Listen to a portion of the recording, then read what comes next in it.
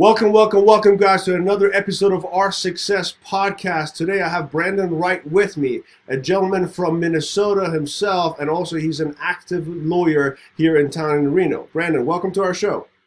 Hey, thank you so much. I appreciate it. Absolutely, sir. I appreciate you. I know you're very busy working for an international law firm, but obviously it's not anything that's easy. Obviously, you are very busy, and the fact that you make time for us kids, it just means the world to me. Thank you.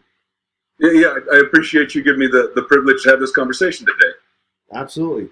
So tell me, how do you feel about everything going on? Because there's a lot of things going on, especially from somebody like yourself who grew up as a young black man in Minnesota. Were you treated by police the same way as some of your white folk friends, or were you treated differently? Well, it's I guess two things. One, there is so much going on and so much to digest. Where I think of it like bandwidth. Where anybody only has so much bandwidth at any given time in life generally. Mm-hmm. So between the global pandemic, obviously the racial tensions, the protests, everything you see every day on the news about the pandemics, the protests, the racial tensions, it just starts to squeeze on the bandwidth. So you have to figure out where you're going to be focusing. As to question two, I think, yes, in a number of respects, I was treated the same, right? If you speed by cops, you're going to get a ticket. You do certain things, you're going to get attention. And no, just being who I am and the color I am, you get extra scrutiny, extra attention. Gotcha. So tell me a little bit more about your upbringing. Did you go to school in Minnesota, or how was your upbringing? Yeah, I suppose depending on how you want to look at it. So I'm adopted, and I started my life as an orphan on a cotton farm in small town Texas. Wow. So went from there. I was adopted. I mentioned I have three additional siblings who are all adopted as well, and all of my siblings are ethnically different. If that makes sense. Where I have a Korean brother and a Korean sister, and my older sister, she's mixed. She's half black, half white, and then myself is the youngest.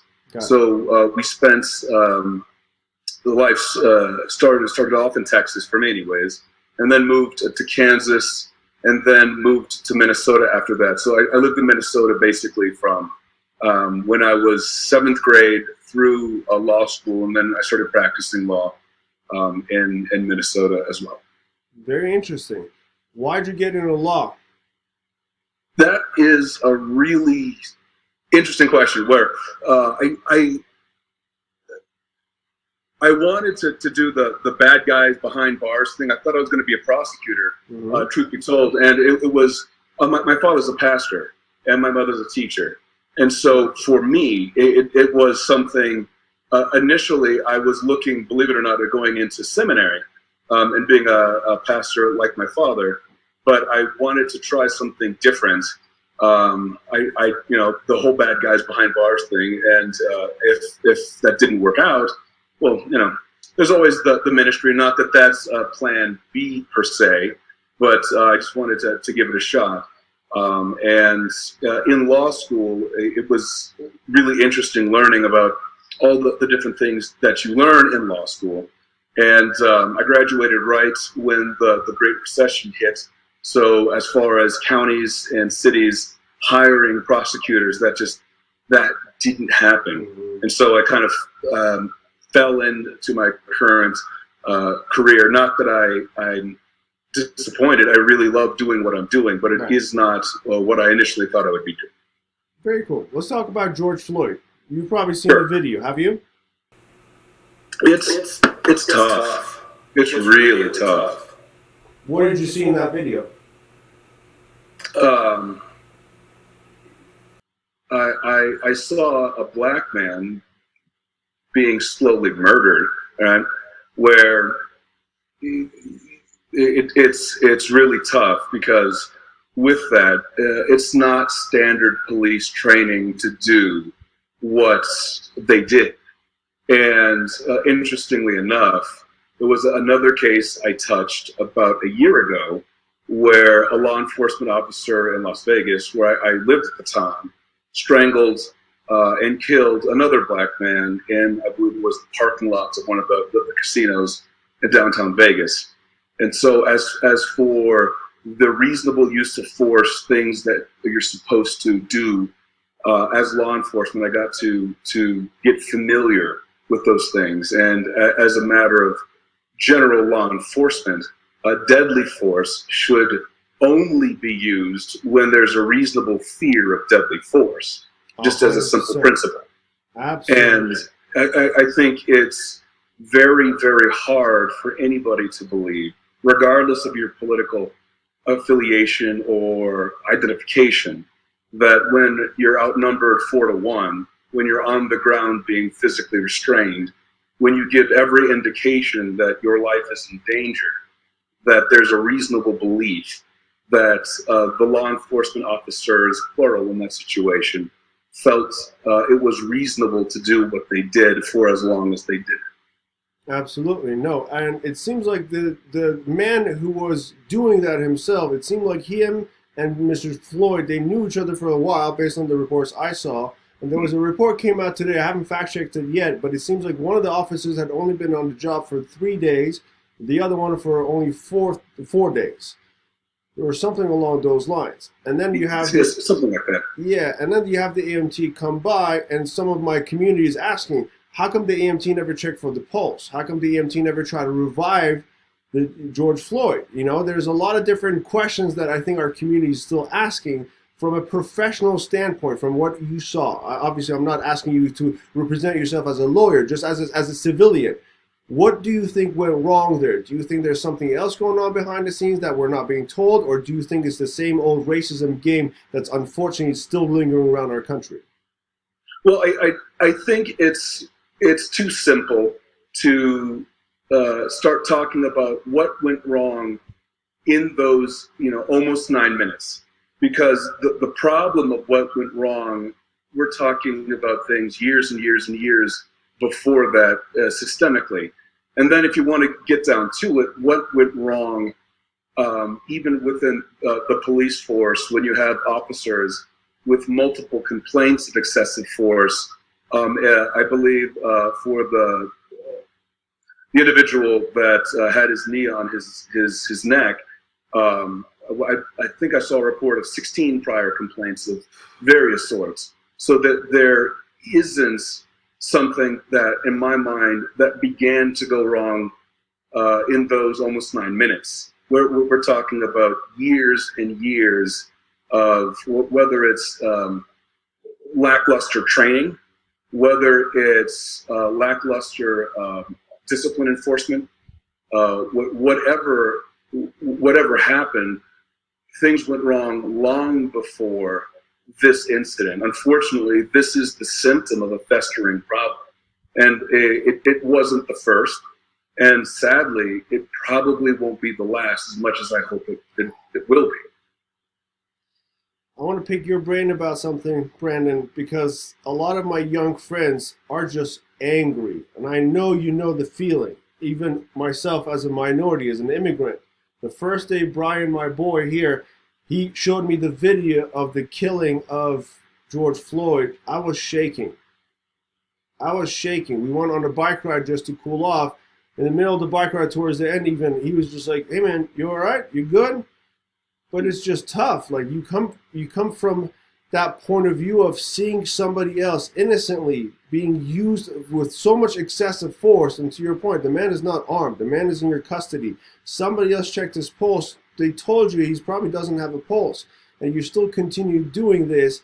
Now, I'm a mid-30s gentleman who has grown multiple companies. I have had a lot of spiritual findings because 5 years ago, they found 3 lesions in my brain. And at that point, they gave me a worst-case scenario of potentially only having 6 months to live. So even with all that, I had a really, really hard time with this. So some of my younger friends that are so angry, I just can't blame them. Well, what do we tell our younger kids to make sure they do the right thing? They continue protesting peacefully. We put legislation forward. We change laws. We do things that matter. But how do we control our anger? Can you talk a little bit about both sides of those things?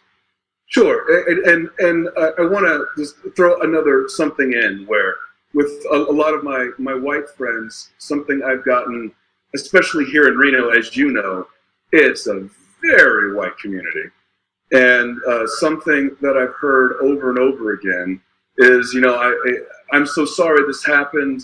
I feel so bad for you. I'm so sorry, and I think that the feelings, whether it's anger or whether it's guilt, right, white guilt or whatever it is, I think those are there for a reason. As for the guilt and the apologies, I think that feeling is fine and it's appreciated. But feelings in and of themselves, they're self-contained, right? I feel bad. I'm so sorry. That's great. But it's the action that matters. You can feel whatever you want. You can feel sad. You can feel pissed. You can feel whatever it is you want. The big question, I think, where you're going is, what's the action? What's the end game? What's the result? And so for all of my white friends, I appreciate the acknowledgement that there's something wrong, because there is something wrong. That said, feeling bad, feeling guilty, that is not enough. We need to think about what action are we going to do, because simply coming to me, coming to other minorities and saying, I'm so sad, I appreciate that acknowledgement, but call your senator, call your legislator, talk to people, do something aside from just telling me you feel bad, because that doesn't fix anything, and it feels like a bad analogy, but one I'll use after every school shooting, right? Thoughts and prayers. It's good we acknowledge that there's something going on. It's good that we send thoughts and prayers, but that's not enough. That doesn't fix anything. And we've been in this situation many times, and nothing has changed. So we need to think, what are we going to do? And then we need to do something. So that is for the guilty, the white guilt portion. And then as for the being pissed, that it's really tough, because we want to do something, and peaceful protests are very, very powerful. And it's wonderful to see that they're all over the country, in fact, all over the world. And unfortunately, some of them have become violent. Some by outside actors, others maybe not. I don't know. I'll assume so.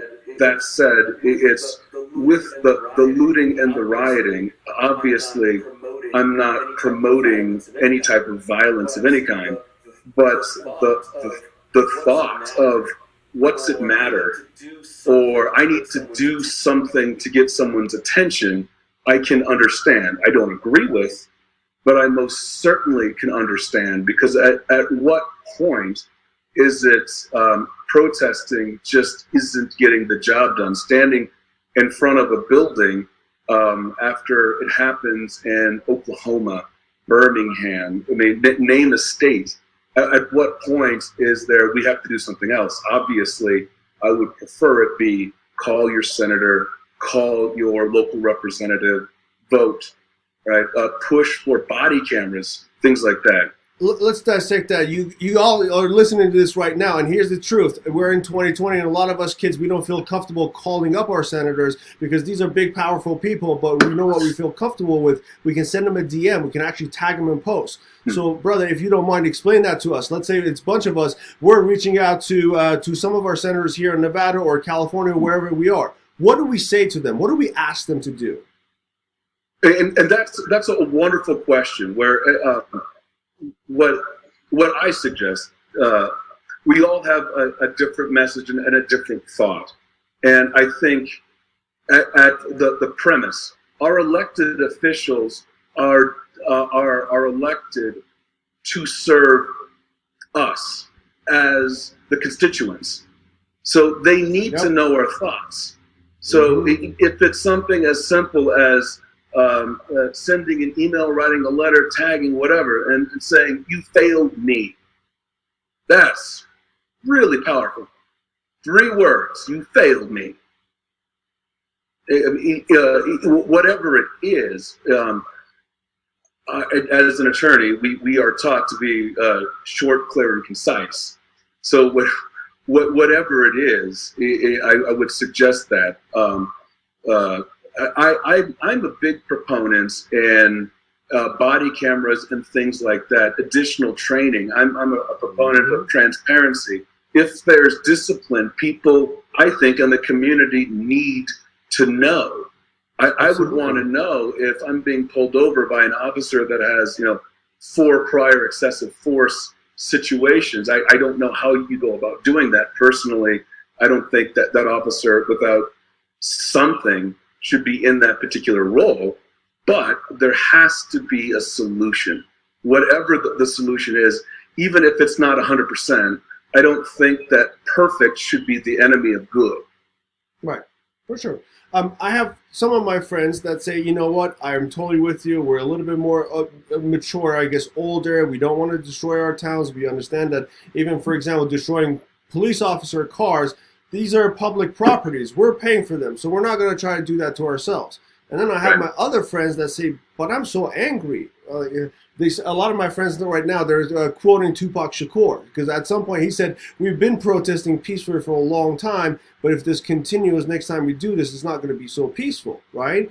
So how do we bring both sides together? How do you imagine we can bring our community together? Because I do believe that, to your point, you kind of alluded to it, there are some parties out there, Brandon, that have an interest in dividing us. And from a third party who wasn't born and raised here, from somebody that actually came to this country and had to learn about the history of this country, I see both sides, and I have friends in both these tribes, and my heart aches because I feel like we want to bring people together. Even as a spiritual person, when you zoom out of our earth, when you look at our galaxy, we look at our local group of galaxies, we look at 2 trillion other galaxies that we have, we literally physically come from the same place. Now, some of my friends call that God, some of them call it cosmos, or what have you, right? So how do we promote that message of let's bring everybody together, let's make sure we do things the right way, and actually truly make an impactful change today? I don't know if there is a silver bullet where I think that there needs to be a national discussion. And in our current environment, that just isn't going to happen. Where what should have happened at the beginning is that the President Trump, should have held a press conference surrounded by Barack Obama, Bill Clinton, George H.W. Bush, maybe Carter, McConnell, Pelosi, and there should have been, right after the video went viral, a speech about this is unacceptable. We are going to create task forces and look at legislation. We are a nation of diversity. And we need that diversity because it's what makes us strong. And that unifying message, acknowledging the outrage, but moving past the outrage to, and this time we will do something, whatever it is. Mm-hmm. Where previously, when there's been calls for things like body cameras, different types of training, that there's been pushback of, well, how are we going to pay for it? A legitimate question. Right. However, within the last 2 months, our government snapped their fingers and created, $3 trillion, $2 trillion? So the issue in my mind isn't a matter of how are we going to pay for it. The issue is, when are we going to decide to do something? So I think that the unifying call, whether it's from a federal level or even a local level, it's we need to come up with some sort of unifying idea. Because right now, while protesting police violence it's good, that shouldn't happen. Systemic racism should not happen in any institution anywhere in this country, period. And it should be protested. Amen. And it should stop. Amen. That said, the big question is, what are we going to do and how are we going to get there? Absolutely. Because, I'm sorry, I don't mean to interrupt. No, absolutely. I'm just agreeing with you. Yeah, taking to the streets is great. Making a podcast like these, fantastic. That said, the big question is, of course, what next? And it goes back to this white guilt. We're simply saying, I'm sorry isn't good enough. I'm with you. Brother, you sure you don't want to run for office? Because I'm thinking Brandon Wright 2020. I mean, what you just proposed, like, honestly, sincerely, brother, like, look at this. My hair's standing up because I'm thinking you're absolutely right. Like, that, what a brilliant idea. Bring all these leaders together. I would actually include a lot of the Black Lives Matter leaders as well, including other organizations as well. Let's bring them all together. Y'all are our leaders. We're a bunch of kids. We don't know what we're doing. And that's what I'm thinking. Brandon Wright 2020, let's go. Yes, you're right, because you are right. We did snap our fingers and we actually increased our national debt by a tremendous amount. Right. And from where I can probably see some of my friends are making this question as well, is that we need to have a huge outbreak in COVID-19 cases right now with all these riots and protesting going on. And if we don't, as somebody that may have, let's say, lost a parent, and I didn't get to see those people on their deathbed, last minute, last hour, I'm hurt because y'all stopped me from seeing my loved ones on the deathbed, and now all this stuff is happening. And if I don't see a huge breakout of cases, we're going to have more angry people. And brother, I sincerely, from the bottom of my heart, applaud you and I admire you so very much for saying that what you just said. I want to share a little story with you, if I may. Please. The last place I was at was Los Angeles. I was going down on a freeway. I kid you not, if you've ever been to Los Angeles freeways, I was probably going all of 15, 20 miles an hour. I was going to say, all right, yeah. There you go, right? So when I say freeway, it's a parking lot, but we call it a freeway. So I was going 15, 20 miles an hour, and all of a sudden I have this officer behind me that just pulls up because he was on the side of the road. I just went right by him, 15, 20 miles an hour, and he get right behind me and he started turning on his lights. As a minority, as an immigrant, I'm scared. I own businesses. I'm well established. I know a lot of people in the city. I probably know people that are connected to the DA.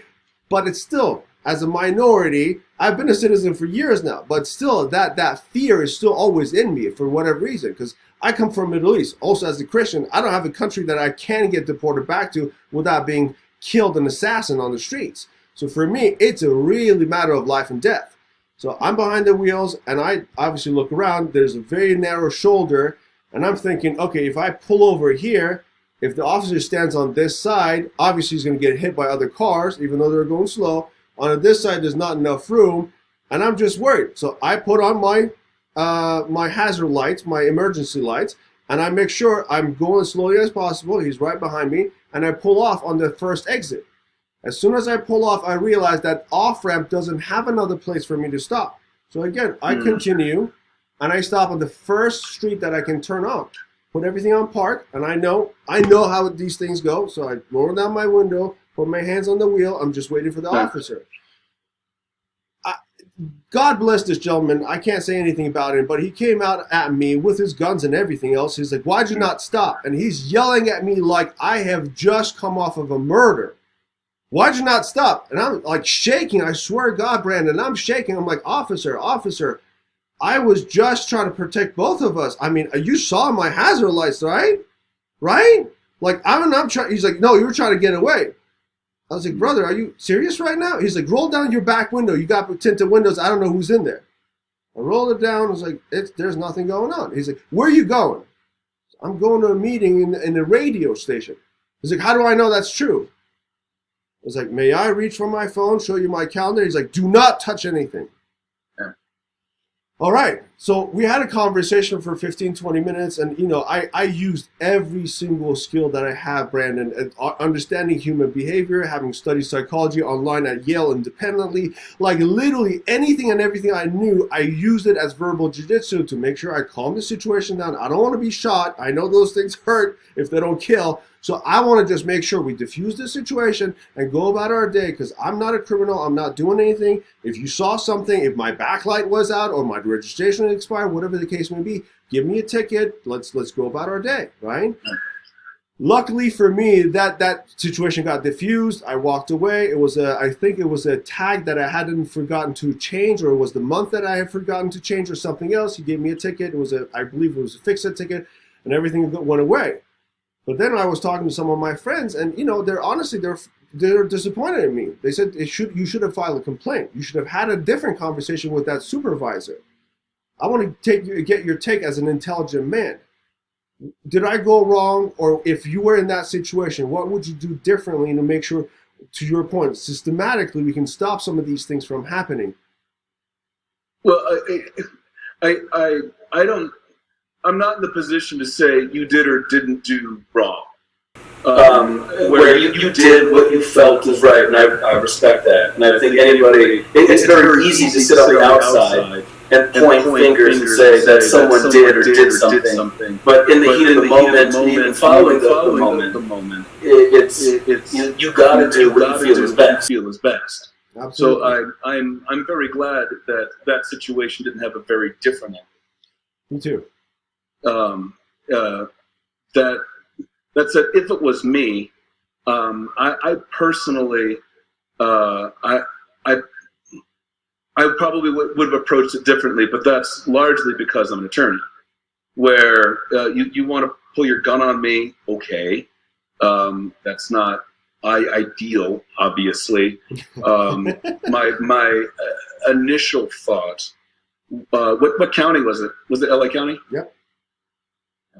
I know in LA that their vehicles have dash cams. Obviously, I don't know if they have body cameras there or not. But as far as the dash cameras, my immediate thought would be, okay, you're being tracked on GPS. The call has been recorded. You've already made the report, and the dash cam should automatically be recorded.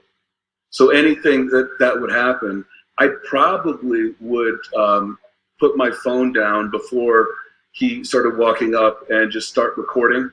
Obviously not holding anything, but have the whole thing being recorded. That's me personally. Very smart. And with it, some of my first question, obviously, again, not obviously, but as an attorney, I always ask police whenever I'm pulled over, what's the basis for the stop? Right. Because the laws of search and seizure, they're complex, but there has to be a reasonable, articulable suspicion of criminal activity. It's a mouthful, and obviously not legal advice, just general principles. Right. So I want to know what the basis of the stop is, and then there's a lot of law out there that says that there has. In general, you can't exceed the scope of the stop unless there's a really good reason to do so. So, for example, if I've been pulled over like most people, and that fear you're talking about, I feel it, and I think it's something that, with the Black community in general. Any Black male that's been pulled over, one of the first thoughts you have is, how is this going to end?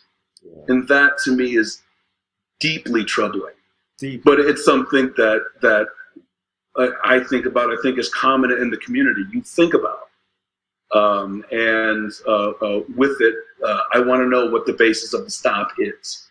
I want to know, is it because I have a broken taillight, or you say I have a broken taillight? Is it because speeding? I mean, what is it where if there's a dash cam, oftentimes there's also a remote microphone that activates as well.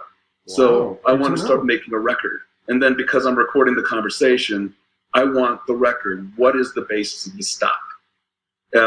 So what I've heard a lot where, a busted taillight on a brand new vehicle, which wasn't broken, expired tabs where the police officer would not, just calling it what it is. We've all seen that little sticker. You cannot see expired tabs when you're driving 50 miles an hour to stationary police vehicle or anybody. I mean, nobody is that sharp. So, I mean, a lot of protection stuff. It's unfortunate, but it is. I want to know. And then the duration of the stop is supposed to be limited to serve the purpose. So if you're going to write me a ticket, write me a ticket. That shouldn't be a 2-hour situation involving multiple other officers coming up. So if it were me personally, I probably would have done just like I said. Start my recording, ask what the basis of the stop is, and then just wait. Where if they're gonna arrest me, hook me up, take me to jail, that's what they're gonna do.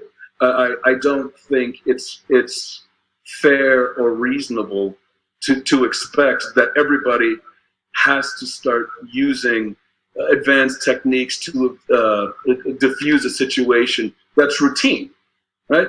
People get pulled over all of the time. You shouldn't be afraid of getting shot. At most, you should be afraid of getting a ticket. And if you get a ticket, you do. So I would have handled it a little bit different. And that is largely because of my background. Also, I would have reported the police officer because no police officer should be reasonably justified, in my mind, to approach a vehicle in your circumstance with their firearm drawn. That mistakes happen, especially when the situation is tense. And so in my mind, by drawing the firearm, that made a very bad ending very possible, and it shouldn't have been. And from my perspective, if that's what he's doing to you, it was a male, right? Yes. Yes. Yeah, if that's what he's doing to you, I guarantee you that's not the first time he's done it. And that needs to stop. That's unfortunate, Brandon. And honestly, you're blowing my mind. I am sitting here feeling really bad about myself because you're very intelligent. I should have literally done all that stuff. And I can't explain why it didn't even occur to me. Maybe it was the anxiety or something else, but you're absolutely right. I didn't even bother asking for a name. I'm sure the fix-it ticket they gave me, I'm pretty sure his name is on there. Right. But you're right. How could he see my little tag go expired from that distance? You're absolutely right. And I didn't even think about turning on my own cell phone. And you're absolutely right. I hope it never happens to anybody. And if y'all are listening to this is the kind of information that we really truly need. And brother, thank you again from the bottom of my heart for choosing to spend your knowledge and your time with us, because this is exactly what we need. We just need a little bit of guidance. I mean, majority of us too, like, we understand these gentlemen that are serving our country and our community as police officers. Don't get me wrong. If I ever get in trouble, I hope 911 shows up, and I really truly, I actually have one cousin in New York that he happens to be NYPD. So I have a lot of respect for what they do. But also on the same token, us protesters from time to time, we're all peaceful, but there's a couple of bad apples there too. You and I both know in the legal world too, there are a couple of bad apples probably sitting around too. Just like in the law enforcement, just like our politics, just like our healthcare system, we have bad apples everywhere. But I sincerely have a lot of respect for you for coming on this show and actually educating me. Two things. Thank you. What can I do for you just to show you my gratitude? Because obviously you're going out of your way to help me educate me. How can I show you my gratitude? Oh no, just giving me this opportunity to speak with you is plenty, and I encourage you to encourage all those that follow you and watch you to move past feeling bad. To move past just talking about how pissed we are. We have to do something. I'm a big believer in the positive power of focused government, where our elected officials, I mentioned earlier, they're designed to serve us, or at least they should. And if they are not, the only way we can get them out is to vote them out. So we got to vote, and we have to start supporting people if our elected officials aren't listening to us or aren't acting, that are not afraid to act. Because in my humble opinion, two things. One, I have the utmost respect for the vast majority of our elected officials. Two, I have a tremendous amount of respect for law enforcement. Like everything, the law enforcement, they're here to enforce the laws, right? To serve and protect, to police us. However, as the citizenry, I believe we also have an obligation to police them, where we don't want, nobody wants a cop out there that has 16 prior incidents of reported excessive force. Nobody does. And for all of those, quote unquote good apples, for all of those hardworking, honest police officers that are out there, I imagine they don't want that guy out there, because when he does something bad next, or she, it's not an if question, it's a when question. Then the entire police force gets shaded as this lawless group of excessive force using people. And I don't believe that all law enforcement are by any means. But I do think it's important that we call out what we see. And unfortunately, what this situation, like others have taught us, is there are systems in place in the law enforcement that don't yank those people out, where there's no reason why you should have over a dozen complaints of excessive force. If you put that in any other context, if let's say a bouncer were to get too physical with somebody, there wouldn't be 16 prior times. There would be one, and that would be it. Right. If a lawyer had 16 complaints against him, I'm pretty sure that lawyer would have been disbarred by now. Oh, no question about it. I mean, no question about it. Oh, yeah. And not only that, as a practical point, people would be complaining, there would be reviews all over online. Never go to this guy. This guy's a thief or a robber. And, if that is all of those complaints, that person probably shouldn't be practicing law. So it troubles me deeply that there are these repeated issues. And so we, as the citizenry, we need to call a foul when we see a foul. 100%. And we need to let our public officials know when we see a foul and when they commit a foul. 100%. And when they don't do anything about it, we need to get them out of office, because if you can't do the right thing, why are you there to begin with? For sure. We pay you for a service. If I don't get that service, then I don't need that transaction anymore. I'm with you. Brother, you have my word. I'm going to do my job. I'm going to create a list of these officials that we know, at least we have here in the state of Nevada. I'm going to create a campaign around it, and I'm going to make sure we at least reach out to them, have a genuine dialogue and conversation, and I'll invite them on this show as well, so that way we can talk through these. If I can bring some of them on this show, can I count on you to hopefully join me?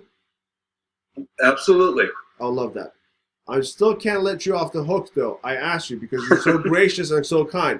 What can I do for you to show you my gratitude before I get to my second question? It's just that, right? Where really you're too humble. Stop it. You're too humble. You're too kind. What can I do for Brandon Wright? And your wife has been so kind to put us in touch so we can actually do this. I need to do something for your family, so I feel like I was worth a damn to y'all. So what can I do for you? Well, I mean, it's my particular perspective, right? Where when word gets out, when we start uniting with an idea, it's not just doing anything for me. It's doing everything for the community, which I'm a part of. So it's which we are all a part of. So I'm not doing that just for you. So how about at least we invite you over for dinner or something? Done. Perfect. Thank you. Second part of the question, I guess, or second to last thing that I want to talk to you about is any last minute thoughts. Obviously, you're a high caliber gentleman. You're very, very articulate. You're very intelligent. I'm very impressed with how you carry yourself. Any last minute thoughts for everybody in our community? I guess it's a long pause there. I'm trying to be very precise. Take your time. That our community is what we decide to make it. Where this is our home, and we have the power to change things. Truly, it's really a matter of identifying something specific, because it's too broad in my mind and too unreasonable to start saying things like we need to defund the police, where I do understand the sentiment, and I do understand the perspective that if there is bloat in law enforcement, we could do other things, or wouldn't it be great if we could take X percentage of the law enforcement budget and put it in pre-K? Because we know statistically, pre-K will reduce the probability of any individual committing a crime exponentially. Right? Absolutely. Yeah. It's a fact. Yeah, in the marketing world, artificial intelligence, psychology world, we call that synaptic pruning. That's when a lot of your brain cells start dying, new ones form, and whatever you do, if you exercise during that period of time, you actually will end up being a lot more likely to exercise for the rest of your life. Whatever you do in those times, if that's why we have Happy Meals. That's why we have Coca-Cola focusing so much on our kids, because they understand that synaptic pruning, that as soon as we target these kids with a specific message, they're going to grow up with that message. Totally with you then. I didn't know the technical term. I appreciate that. I mean, there are things that we know that work, and I do understand the sentiment. What we need to do, in my mind, is take control, focusing on things that are reasonable and obtainable. Because if the perspective is, disband all law enforcement across the country, that's just not reasonable, right, or practical. And I'm not saying that's the argument being made. There was a gentleman from your neck of the woods, I think a city councilman, that actually proposed that we need to dismantle all law enforcement. And that is just not reasonable and practical. I do understand the sentiment. That said, I don't want a bunch of private contractors enforcing the laws. That, in my mind, is just dangerous. Yeah, right? Oh, yeah, you're privatizing prisons, not a good idea already, and then doing law enforcement through private companies where they have an incentive to make profits. Woo! Yep. It would be dangerous. Nor do I want a law enforcement budget to be cut such that they don't have the appropriate training, or that there are significant salary cuts, because the last thing I would want would be a poorly trained, poorly paid law enforcement officer with the ability to wield the law as they feel fit, circumstance to circumstance, which I do understand that does happen, to your bad apples point. I do understand that there are issues, but that's the last thing I would want on a widespread systemic scale. Absolutely. That said, there are things we can do.